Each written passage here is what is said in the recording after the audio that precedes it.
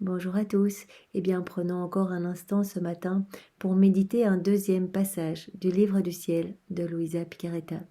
Au nom du Père qui m'a créé, du Fils qui m'a sauvé et du Saint-Esprit qui me sanctifie. Amen. Jésus, je me plonge en toi, dans ta divine volonté, je m'unis à toi, je m'identifie à toi et je te laisse toute la place dans mon cœur. Seigneur, tu peux vraiment agir à partir de toute mon humanité que je t'offre. Je te donne ma volonté propre. Pulvérise-la, serre en toi comme marchepied pour ta divine volonté. Je n'en veux plus. Cette volonté propre qui ne m'amène qu'à chuter, qu'à la noirceur et qu'à faire des péchés, je n'en veux plus, Seigneur. Je veux vraiment que ce soit toi qui prenne les commandes de mon existence. Alors vraiment, Seigneur, que tout soit fait pour toi, par toi et en toi, pour ta gloire, Jésus. Dispose maintenant mon cœur, mon intelligence, pour que je puisse bien recevoir ce nouveau passage que tu nous donnes pour nous faire grandir en sainteté, pour vraiment nous rapprocher de toi et nous faire désirer ardemment cette vie dans la divine volonté. Que vraiment nos cœurs soient prêts à recevoir, Seigneur, et que chacun de ces mots que tu as bénis bien, puisse fructifier pour te glorifier, glorifier ton Père et glorifier le Saint-Esprit. Que je reste toujours dans ta volonté, Seigneur. Envoie-moi ton Esprit Saint. Alors le passage que nous allons méditer est celui du 15 janvier 1920. C'est Louisa qui parle. Je me fondais totalement dans la divine volonté avec l'intention de me substituer à chaque créature pour présenter en son nom tout ce qu'elle doit offrir à la majesté suprême. Donc, comme on l'a vu dans le passage précédent, eh bien Louisa, elle faisait tout le temps cela, se plonger dans la divine volonté et se présentait devant le trône de la Trinité et elle offrait des réparations bien, au nom de tous, de l'amour au nom de tous, des adorations au nom de tous. Mais le fait d'être plongée dans la divine volonté, bien, elle n'offre pas son amour à elle, mais elle offre l'amour de Jésus. Et ses prières bien, sont multipliées à l'infini, elles deviennent divines et éternelles et vraiment sont unies aux prières même de Jésus, donc portent les fruits des prières de Jésus. Donc vraiment, il y a des retombées partout et il y a des conversions, des sanctifications, des purifications. C'est absolument magnifique. Nous sommes tous invités à le faire. Rappelons-nous que Louisa est notre chef de file et que vraiment ces écrits sont vraiment pour façonner nos âmes à nous aussi. Nous nous façonnons en même temps que Louisa. Donc quand nous commençons au tome 1, eh bien, le Seigneur vient vraiment nous transformer en profondeur en même temps qu'il transforme Louisa. Il ne fait pas qu'enseigner, lorsqu'il parle bien d'une vertu, il la donne en même temps. Donc c'est absolument magnifique. Voilà, quand nous lisons et que Jésus nous parle de l'obéissance, de la pureté, bien il nous donne cela en même temps. Il nous donne plus de cela, il retire bien tout ce qui est désobéissance, tout ce qui est bien racine vraiment d'orgueil, etc. Et vraiment il va venir nous façonner et nous modeler vraiment pour que nous regagnions cette ressemblance perdue. Et donc Louisa, voilà ce qu'elle fait tous les jours. Elle vient s'offrir en âme réparatrice au nom de tous et apporter bien tout ce que les hommes ne donnent pas à la Trinité. Pendant que je faisais ainsi, je me disais, où puis-je trouver assez d'amour pour le donner à mon doux Jésus au nom de tous? Jésus me dit intérieurement, ma fille, dans ma volonté, tu trouveras en surabondance l'amour nécessaire pour remplacer celui que toutes les créatures me doivent. Car quiconque entre dans ma volonté y trouve des sources impétueuses où l'on peut puiser tant que l'on veut sans jamais les épuiser le moindrement. Donc vraiment, on trouve tout dans la divine volonté. On peut tout prendre. Jésus dit, vous pouvez tout prendre à profusion. Et vraiment, jamais cette source ne va s'épuiser. Donc vous pouvez vraiment en prendre tout de manière illimitée. Donc on peut prendre le sang de Jésus, aller le déposer dans tous les cœurs, on prend l'amour de Jésus, on va le déposer dans tous les cœurs, le pardon de Jésus, puisque vraiment le pardon qu'il a donné sur la croix, c'est une parole divine qui est éternelle, donc vraiment ce pardon est donné éternellement. Nous pouvons reprendre ce pardon, aller le placer dans le cœur de personnes qui n'arrivent pas à pardonner pour qu'elles s'ouvrent vraiment à l'amour, qu'elles deviennent miséricordieuses, pour prendre la paix de Jésus, sa patience.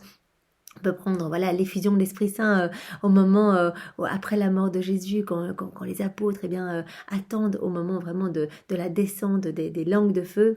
On peut prendre l'effusion de l'Esprit Saint au moment de la transfiguration, de l'effusion de l'Esprit Saint au moment du baptême de Jésus. Donc vraiment, on peut prendre tout ce qu'on veut et aller le placer dans tous les cœurs. Et vraiment, nous pouvons également donc prendre tout l'amour de Jésus, tous ces actes d'amour depuis son incarnation, la seconde une de son incarnation jusqu'à son ascension, vraiment tout ce qu'il a fait par amour pour chacun de nous, on peut tout reprendre et on peut lui réoffrir cet amour, également l'amour qu'il a mis dans la création, tous les actes d'amour qu'il a mis pour nous sanctifier dans la sanctification. On peut prendre les actes d'amour de la Vierge Marie, depuis sa conception jusqu'à son assomption, l'amour du Père, l'amour du Saint-Esprit. On peut prendre tout cet amour le plus parfait pour le réoffrir au nom de tous les hommes de tous les temps. Et ainsi, on va être vraiment dans cette réciprocité d'amour. Parce que vraiment, il va y avoir un amour parfait qui va être donné à toutes les créatures, à chacun de nous, à travers toute la création, à travers toutes les grâces, toutes les bénédictions.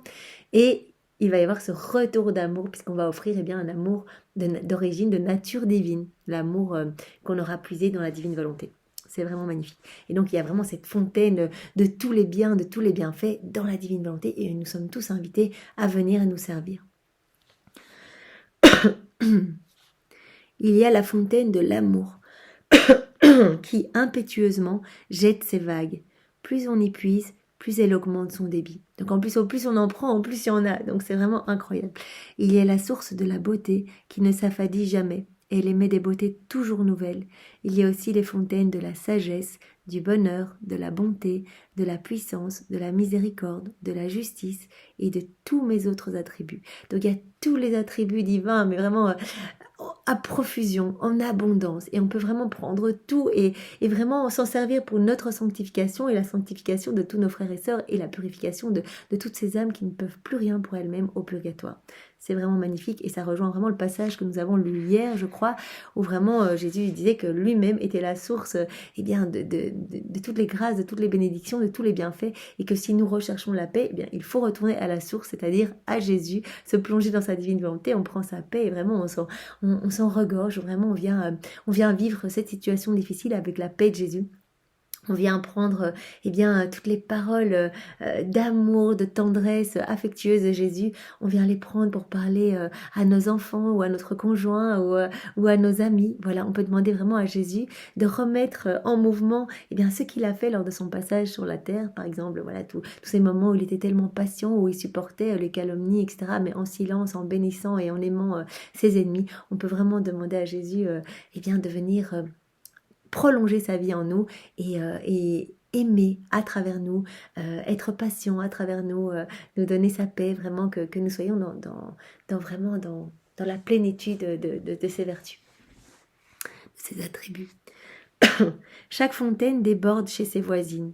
Par exemple, la fontaine de l'amour remplit d'amour la beauté, la sagesse, la puissance. Donc la fontaine de l'amour remplit d'amour la beauté, la sagesse, la puissance, etc. La fontaine de la beauté donne de la beauté à l'amour, à la sagesse, à la puissance, etc. Donc chaque fontaine, chaque vertu eh bien, déborde en plus dans les autres vertus. Donc vraiment tout est teinté des merveilles de Dieu et des autres vertus. Tout cela s'accomplit avec une telle intensité que tout le ciel en est ravi. Ces diverses fontaines présentent une telle harmonie, créent une telle joie et offrent un tel spectacle que tous les bienheureux en sont enchantés et ne veulent plus s'en détacher. Vraiment, tout le ciel est émerveillé par tant de beauté, tant de grâce, tant de bénédiction. Et nous pouvons venir eh bien, nous plonger dans ces fontaines et prendre tout ce que nous voulons. Ainsi, ma fille, pour quiconque veut, au nom de tous, aimer, réparer et se substituer à tous, il est absolument nécessaire qu'il vive dans ma volonté, de laquelle tout jaillit, où les choses se multiplient autant de fois que l'on veut et sont marquées de l'empreinte divine. Donc on ne peut pas réparer si on ne s'immerge pas dans la divine volonté, on ne peut pas le faire au nom de tous avec notre volonté propre. Jésus nous dit, eh bien, il est nécessaire de vous plonger dans ma divine volonté parce que dans ma divine volonté, il y a ce pouvoir créateur de multiplier à l'infini. Donc vraiment, toutes ces sources sont multipliées à l'infini, elles ne s'épuisent jamais, toutes ces fontaines eh bien, de tous mes attributs divins. Et vraiment, tout est marqué, vraiment du sceau de ma divinité, tout est divin, infini et éternel. Donc vraiment, il est indispensable, si vous voulez réparer et aimer, adorer au nom de tous, eh bien de venir puiser vraiment dans ma divine volonté, de venir vous y plonger et d'offrir vos réparations à partir vraiment unis à moi dans ma divine volonté. Cette empreinte forme les fontaines, donc cette empreinte divine forme les fontaines dont les vagues s'élèvent au point de tout inonder et de faire du bien partout. Par conséquent, reste toujours dans ma volonté. C'est là que je t'attends, là que je te veux. C'est vraiment notre place. Nous sommes destinés à aller nous plonger dans la divine volonté de Jésus et à y rester. Vraiment, c'est notre place. C'est là que Jésus nous veut. C'est là que Jésus nous attend. Donc vraiment, n'hésitons plus et demandons cette grâce de pouvoir y demeurer, de pouvoir faire tous nos actes en union avec Jésus, cette union vraiment sanctifiante qui vient ennoblir nos âmes, qui vient apporter des bienfaits sur tous les hommes de tous les temps, sur toute la création dans le ciel et sur la terre. Donc vraiment, Seigneur, donne-nous cette grâce et nous nous abandonnons entre tes mains.